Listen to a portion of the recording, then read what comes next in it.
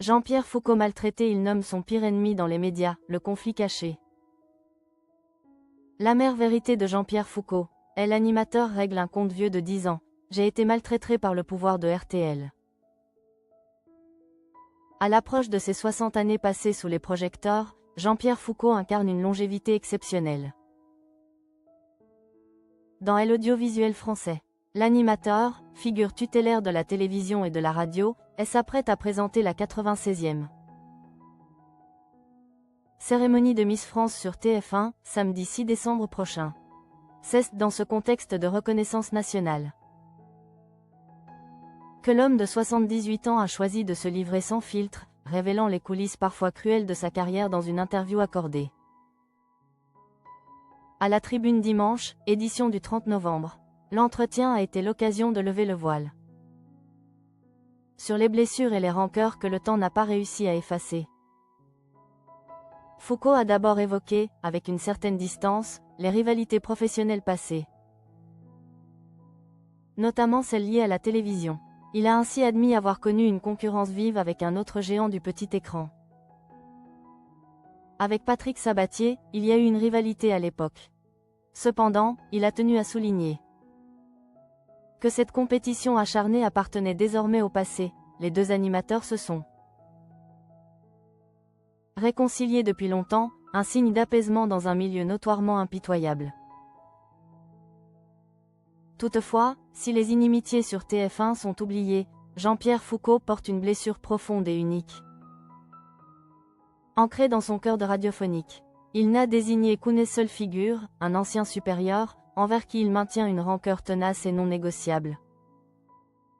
À vrai dire, il n'y a qu'une seule personne à qui j'en veux, Christophe Baldelli, l'ancien patron de RTL.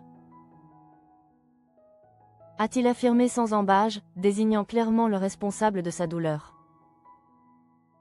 L'histoire entre Foucault et RTL est longue et complexe. L'animateur y a fait ses premières armes en 1989. Avec le C'est quoi donc ? Après un intermède à RMC, il était revenu sur les ondes de la Station Rouge entre 1999 et 2014.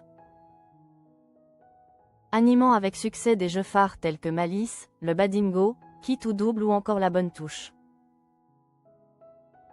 Son éviction, orchestrée par Baldelli, a mis fin brutalement à une ère. Plus d'une décennie après les faits, l'animateur marseillais, symbole de la fidélité aux grandes maisons, ne parvient toujours pas à accepter la brutalité et le manque de respect qui ont entouré son départ. Cette rupture, orchestrée sous la direction de Christophe Baldelli, qui a, lui-même, quitté la station en 2019, est vécue comme une double injustice et une trahison inoubliable.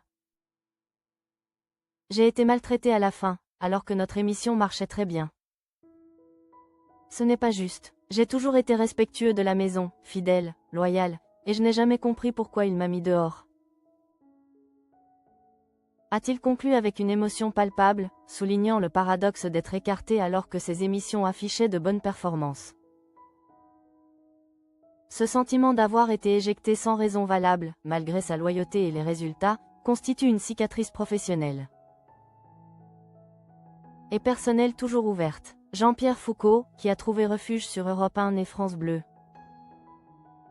a choisi cette tribune influente pour enfin exorciser ce souvenir amer. Ce témoignage sans concession met en lumière la dureté et l'ingratitude qui peuvent régner dans les hautes sphères des médias, même envers leurs plus illustres serviteurs. Le règlement de compte est public, et la blessure semble irréversible.